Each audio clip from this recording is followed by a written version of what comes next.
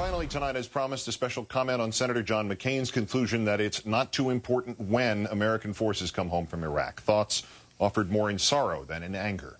For 2 full days now, the senator and his supporters have been outraged at what they see as the subtraction of context from this extraordinary remark. This is, sadly, the excuse of our time for everything. Still, if the senator claims truncation, we will correct that first. A lot of people, Matt Lauer began, now say the surge is working. Anybody who knows the facts on the ground say that, the senator interjected.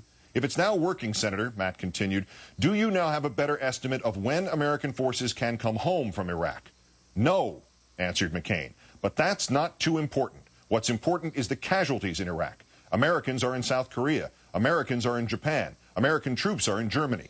That's all fine. American casualties and the ability to withdraw. We will be able to withdraw. General Petraeus is going to tell us in July when he thinks we are. But the key to it is we don't want any more Americans in harm's way. And that way they will be safe and serve our country and come home with honor and victory, not in defeat, which is what Senator Obama's proposal would have done. And I'm proud of them, and they're doing a great job, and we are succeeding. And it's fascinating that Senator Obama still doesn't realize it. And there is the context of what Senator McCain said. Well, not quite, Senator. The full context is that the Iraq you see is a figment of your imagination. This is not a war about honor and victory, sir. This is a war you and the president you support and seek to succeed conned this nation into. Yes, sir, you. Of the prospect of war in Iraq, you said, quote, I believe that success will be fairly easy. John McCain, September 24th, 2002. I believe that we can win an overwhelming victory in a very short period of time. John McCain, September 29th, 2002. Of the ouster of Saddam and the Baathists, there's no doubt in my mind that once these people are gone, that we will be welcomed as liberators. John McCain, March 24th, 2003. Asked about a long-term commitment in Iraq, quote, are you talking about something in terms of South Korea, for instance, where you would expect U.S. troops to be in Iraq for decades? No, you answered. I don't think decades, but I think years. A little straight talk, I think years. And I hope that we can gradually reduce that presence. John McCain, March 18th, 2004. You were asked about the troops and the future. I would hope that we could bring them all home. I would hope that we would probably leave some military advisors, as we have in other countries, to help them with their training and equipment and that kind of stuff.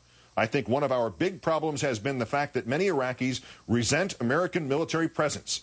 And I don't pretend to know exactly Iraqi public opinion, but as soon as we can reduce our visibility as much as possible, the better I think it's going to be. John McCain, January 31st, 2005.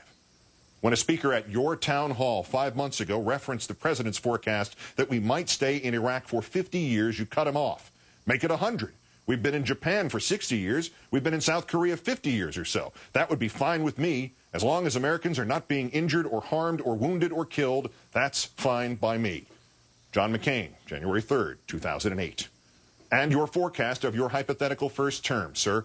By January 2013, America has welcomed home most of the servicemen and women who have sacrificed terribly so that America might be secure in her freedom. The Iraq War has been won. John McCain, May 15th, 2008. That, Senator McCain, is context. You have attested to a fairly easy success, an overwhelming victory in a very short period of time in which we would be welcomed as liberators, which you assured us would not require our troops stay for decades but merely for years, from which we could bring them all home, since you noted many Iraqis resent American military presence, in which all those troops coming home will also be staying there, not being injured for 100 years, but most will be back by 2013, and the timing of the return of them is not that important. That, Senator McCain, is context. And that, Senator McCain, is madness. The Government Accountability Office just released a study Tuesday that concludes that 1 out of every 10 soldiers sent to Iraq takes with them medical problems severe enough to significantly limit their ability to fight.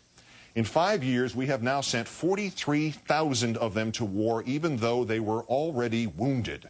And when they come home is not that important. Jalal al-Din al-Sagir is a member of the Islamic Supreme Council of Iraq. Ali al-Adib is a member of the rival Dawa political party. They gave a series of interviews last week about the particulars of this country's demand for a status of forces agreement with Iraq, a treaty which Mr. Bush does not intend to show Congress before he signs it. The Iraqi politicians say the treaty demands Iraq's consent to the establishment of nearly double the number of U.S. military bases in Iraq, from about 30 to 58, and from temporary to permanent. Those will be American men and women who must of necessity staff these bases. Staff them in Mr. McCain's M.C. Escher dream world, in which our people can all come home while they stay there for 100 years, but they'll be back by 2013. And when they come home is not that important.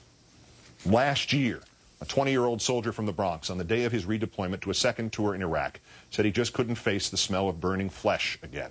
So Jonathan Aponte paid a hitman $500 to shoot him in the leg. Mount Sinai Hospital in New York reported treating a patient identifying himself as another Iraq-bound soldier who claimed he'd accidentally swallowed a pen at the bus station. Nobody doubted his story until examinations proved there was a second pen in his stomach bearing the logo of Greyhound bus lines. In 2006, says his sister, a 24-year-old Army specialist from Washington State, on the eve of his second deployment, strapped a pack full of tools to his back and then jumped off the roof of his house, injuring his spine. And when they come home, or more correctly, all those like them who did not risk death or disability to avoid going back, when they come home is not that important. You've sold them all out, Senator. You whose sacrifice for this country was as all-encompassing and as horrible as the rest of us can only imagine in our darkest moments. You who survived so that you could make America a better place, where young men did not have to go and die in pointless wars or be maimed or held prisoner or have to hire hitmen to shoot them in the knee because that couldn't be worse. You who should know better. Where, Senator, is the man who once said, veterans hate war more than anybody else because veterans know these brave Americans and others know that there is nothing more painful than the loss of a comrade? Where is he, sir? Where's the man who described that ineffable truth? Oh, so long ago you touched the essence of the reality of Iraq, your comments about your lost comrades. Yesterday. The men and women in Iraq today, Senator, they are your comrades too. And you are condemning them to die. To die for your misdirections, for Mr. Bush's lies, for whoever makes the money off building 58 permanent American bases and all the weapons and all the bullets and all the wiring so costly and so slipshod that it electrocutes our comrades as they step not out to fight freedom's enemies, but into the shower at the base. That, Senator, that is context. It is an easy thing to dismiss Senator McCain as a sad and befuddled figure already challenging for some kind of campaign record for malaprops.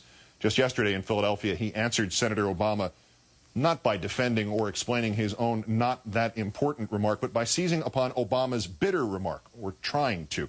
Obama had foolishly said that some in despair in small towns cling to their religion and their guns. Senator McCain vowed he'd go to those towns and tell them, I don't agree with Senator Obama that they cling to their religion and the Constitution because they're bitter. It was hard not to dismiss with a laugh Senator McCain or any Republican for even accidentally implying that they'd clung to the Constitution, not after these last 7 years. It was hard the day before not to become almost bemused when the senator tried to say he would veto every single bill with earmarks, but wound up instead saying, I will veto every single beer. It was hard this week not to laugh at how Senator McCain could offer any serious defense against the accusation that he is running for President Bush's third term when a 2006 interview suddenly surfaced in which McCain said he would consider Dick Cheney for a position in a McCain administration. I don't know if I would want him as vice president. He and I have the same strengths, but to serve in other capacities? Hell yeah.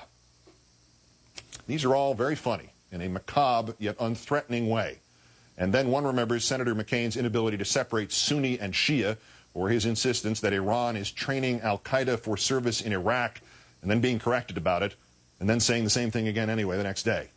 And then one is inevitably drawn back again to the overlooked substance of yesterday's remark.